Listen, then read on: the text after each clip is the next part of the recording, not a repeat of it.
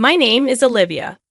If you had asked me a couple of years ago how I imagined my wedding day, I would have painted you a picture filled with love, warmth, and a groom who looked at me like I was his universe. As fate would have it, my reality didn't quite align with my expectations. I stood at the altar about to say my vows to a man who seemed like a perfect match on paper. Adam, an average guy with an average job who charmed me with his seemingly kind-natured and sense of humor. I wore a gown that took my breath away every time I looked in the mirror. Elegant yet understated, much like how I saw myself. My father had just walked me down the aisle, a moment we had both anticipated since I was a little girl.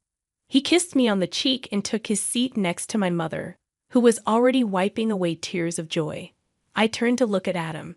He was dressed in a traditional black tuxedo, but there was a look in his eyes that unsettled me. A distant, almost vacant gaze that failed to mirror the enthusiasm of everyone else in the room. "You look beautiful," he whispered to me, but his voice lacked conviction. I forced a smile and softly asked, "Are you okay, Adam? You seem a little off," he shrugged. "I'm fine, just a lot on my mind. Weddings are stressful, you know." I nodded, not wanting to create a scene. I took a deep breath as we turned to face the priest.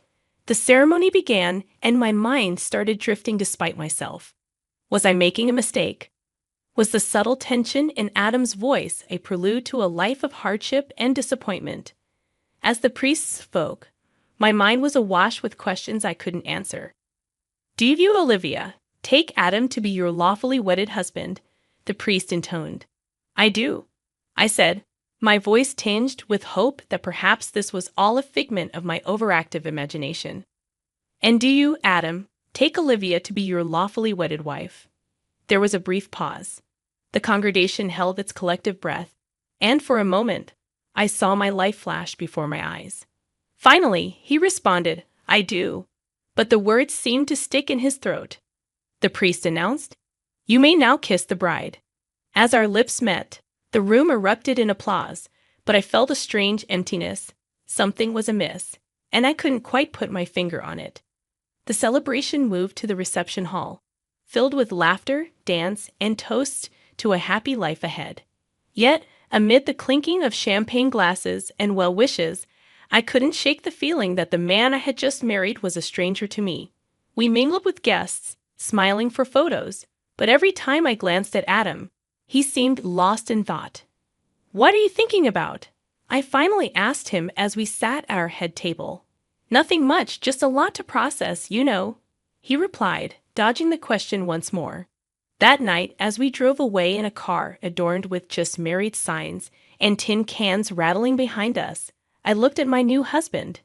He was staring out of the window, lost in a world of his own, and for the first time, I felt a pang of dread about the life I had just committed myself to. But like any optimist trapped in a romantic ideal, I told myself things would get better, not knowing that this was just the first chapter in a long tale of deception, heartbreak, and ultimate retribution following the wedding. We moved into my house, a spacious place I had bought before we met, owing to my stable, high-paying job. Adam, a regular office worker, didn't earn much, but I was never one to judge a man by his paycheck.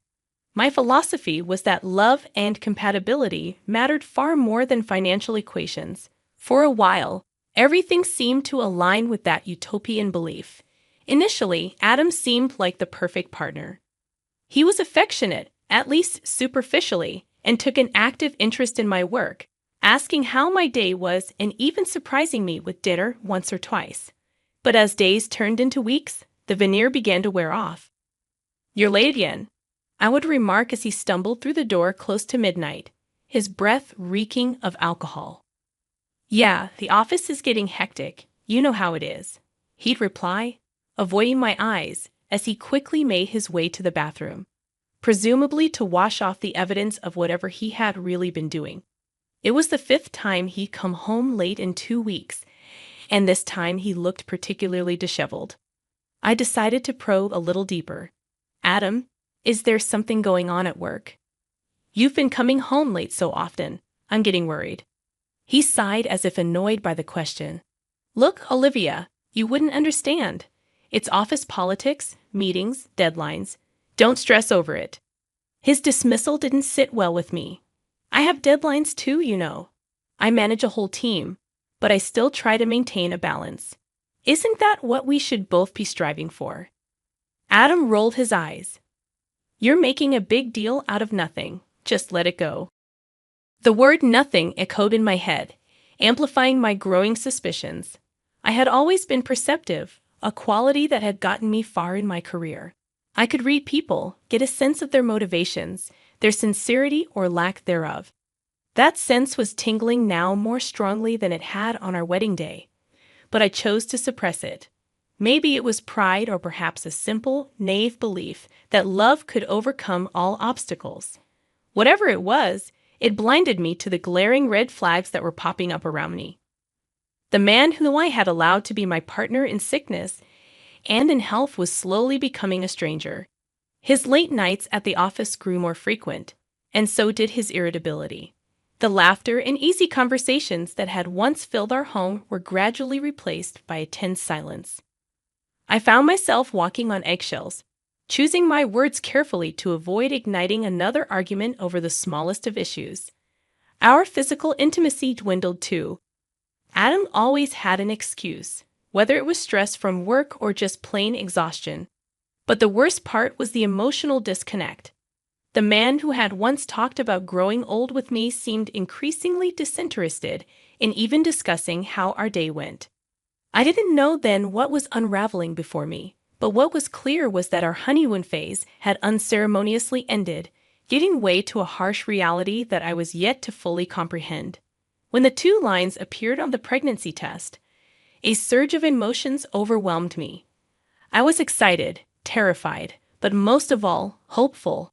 The idea of bringing new life into the world with Adam made my heart swell. I thought, maybe just maybe, this miracle would be the catalyst that reignited the love and affection that seemed to have dwindled between us. I waited for him to get home, rehearsing how I would break the news. I imagined his eyes lighting up, mirroring the joy I felt. I was so lost in these musings that I didn't hear him come in. When I finally realized he was there, sitting on the couch flipping through TV channels, I approached him with the pregnancy test hidden behind my back.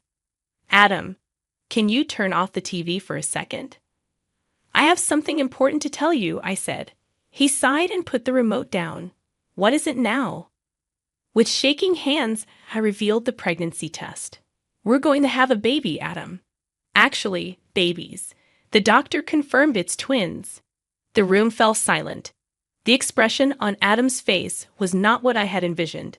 Instead of joy or even a simple smile, what I saw was a strange mix of incredulity and, to my shock, annoyance. Twins? Are you sure? He finally said, breaking the silence that had thickened the air between us. Yes, the ultrasound confirmed it. Isn't it wonderful? I replied, my voice cracking as I sought to find some semblance of the happy reaction I had expected. His eyes narrowed as he spoke. Great, more mouths to feed. Those words landed like a punch in the gut. I stood there, staring at the man who was supposed to be my life partner, trying to understand how he could react so coldly to something so monumental. Adam, what's going on? This should be happy news for both of us. Why are you acting like it's the end of the world? I asked.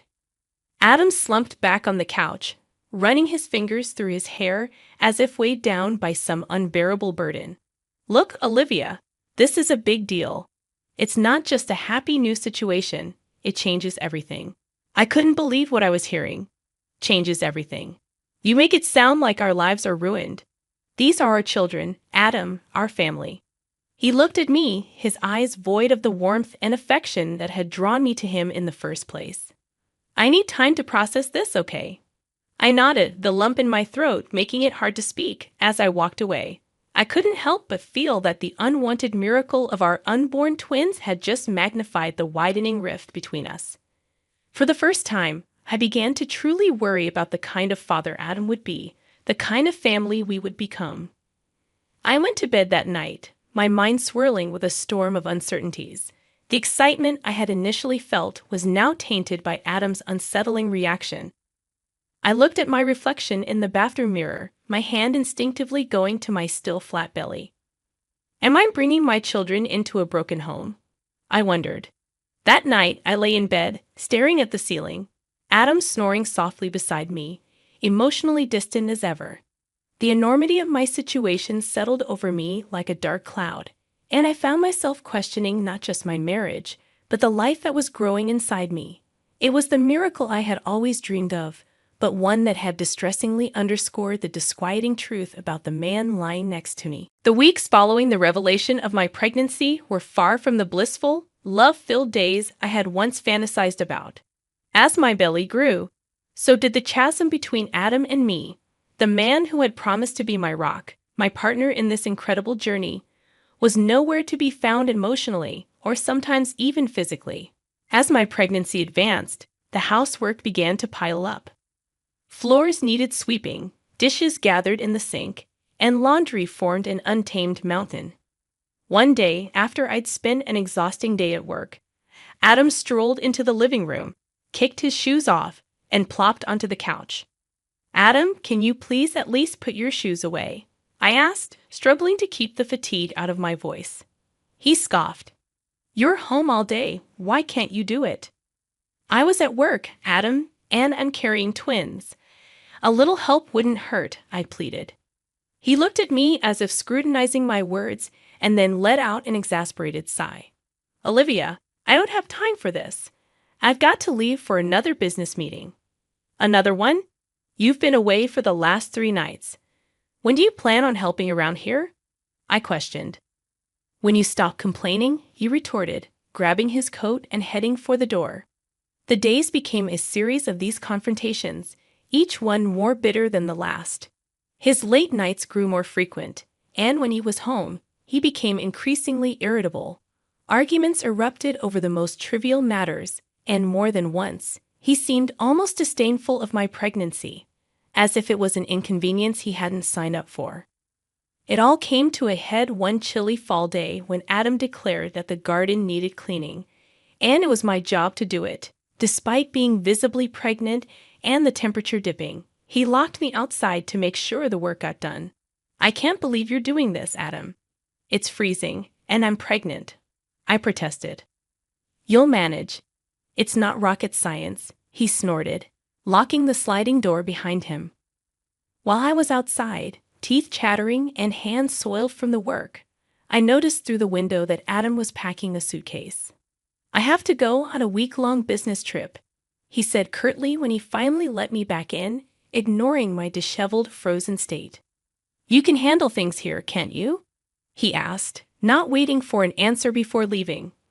During his absence, I stumbled upon the grim reality that half his belongings were missing. I scoured the house in panic and discovered the safe was empty. A total of $250,000 I had saved up over the years had vanished. My calls to him went unanswered. That was the last straw. As I sat there surrounded by the life we had supposedly built together, the walls felt like they were closing in on me.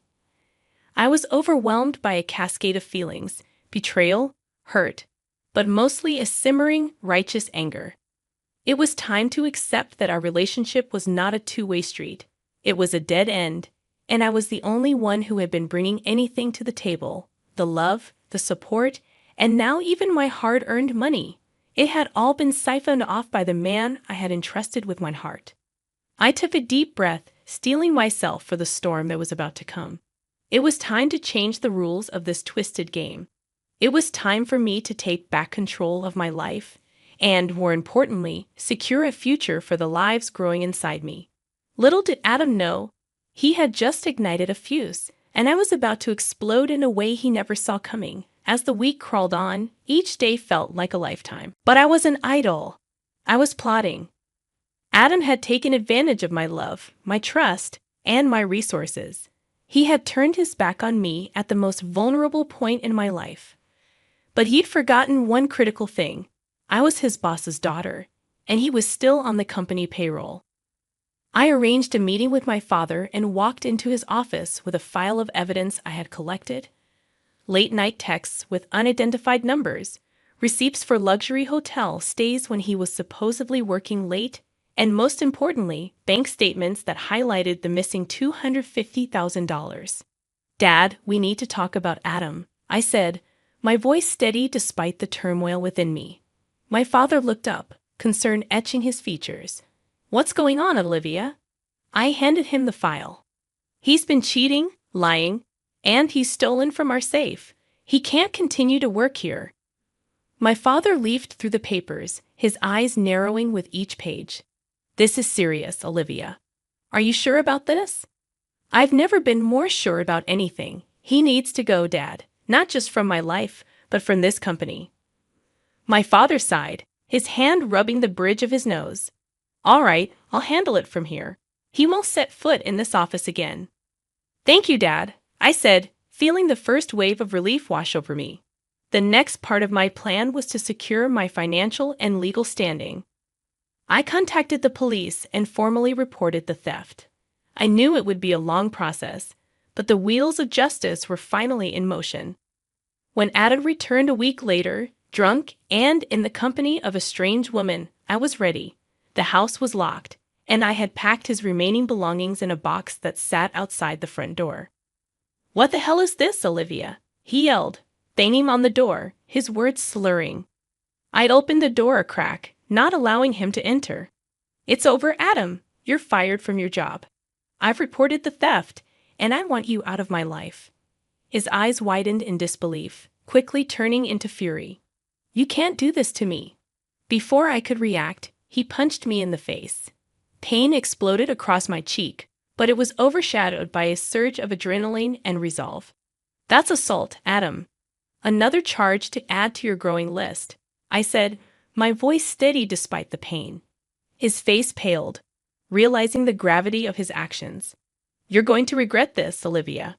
I already regret ever meeting you. Now get out, I said firmly. He picked up the box, glaring at me one last time before stumbling away into the night. As I closed the door, my body shaking from the confrontation, I realized that this was just the beginning. Adam had unleashed a side of me he'd never expected to see, and now he would face the consequences of his actions. I touched my swelling belly, making a silent promise to my unborn children. Their mother was no pushover, and their father would soon understand the extent of his mistakes.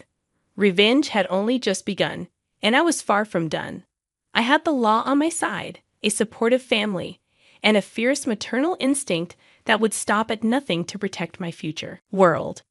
Adam had underestimated me for the last time, and as I went through the motions to legally dissolve our marriage, press charges, and reclaim what was mine, I knew one thing for sure. The hunter had become the hunted, and I was not going to miss my shot. The courtroom was cold, sterile, a fitting arena for the final chapter of a marriage that had turned just as icy. I was seated next to my attorney, files and evidence laid neatly on the table in front of us. Across the room was Adam, disheveled and visibly nervous, flanked by his own legal counsel. Mrs. Olivia Davis, you may present your case, the judge intoned, turning toward me with a nod. My attorney began laying out the chain of events, punctuated by irrefutable evidence, text messages, financial statements, and even medical records documenting the physical abuse. How do you plead to these allegations, Mr. Adam Davis? The judge asked, his gaze shifting across the room. Adam's attorney whispered something in his ear before replying, Your Honor, my client pleads not guilty to these allegations. The audacity boiled my blood, but I remained calm, composed. This was a battle I was more than prepared for. Very well, proceed with your arguments, the judge instructed. Over the next hour, each side presented their case. Adam's lawyer tried to paint me as an overreacting, controlling spouse. They questioned the authenticity of the texts and claimed the missing money was used for joint household expenses, a blatant lie. Finally, it was my turn for the rebuttal. Your Honor, I would like to call Mr. Adam Davis to the stand. Adam looked visibly shaken but complied, swearing on the Bible before sitting. Mr. Davis, you claim the $250,000 missing from our joint account was for household expenses. Can you please provide any evidence or receipts validating that claim? He stammered, I don't have them with me right now. Isn't it true that you have been staying at luxury hotels when you claim to be on business trips? Isn't it true that you have been engaged in extramarital affairs during our marriage? Adam glanced nervously at his lawyer, who signaled him to remain quiet. So you refuse to answer? I pressed. The room hung heavy with tension. The judge broke the silence. Your silence speaks volumes, Mr. Davis. After what seemed like an eternity, the judge finally spoke. Given the overwhelming evidence presented by Mrs. Davis, I am ruling in favor of the plaintiff. Mr. Davis, you are hereby required to pay $500,000 in damages for emotional and physical abuse, as well as for the theft of marital assets. This court also grants Mrs. Davis full custody of the unborn children. The marriage between Olivia and Adam Davis is officially dissolved. As the gavel came crashing down, so did the wall that had been suffocating me for months. I looked across the room at Adam, his face a mixture of disbelief and defeat. Thank you, Your Honor, I said, my voice unwavering, finally free from the shackles of a loveless, toxic marriage. As I walked out of the courtroom, a new chapter in my life was about to begin. Adam had underestimated me, belittled me, and tried to break me. But I emerged stronger, wiser, and more determined. The woman walking out of that courtroom was not the same one who had walked in, and she was never looking back. The battle was won, but the war had just begun. And this time, I was armed not just with the law, but with the fiercest weapon of all, unyielding resolve. I had 2 lives growing inside me and a newfound purpose nourishing my soul. My revenge was complete, yet it was only the beginning of a life where I would never again be underestimated. As I stepped out into the crisp air, my lawyer congratulated me. You did well, Olivia, he said. No, I replied, touching my belly softly. We did well. And with that, I walked away, leaving behind a shattered past for a future filled with hope, strength, and most importantly, love for myself and for the beautiful lives I was about to bring into this world.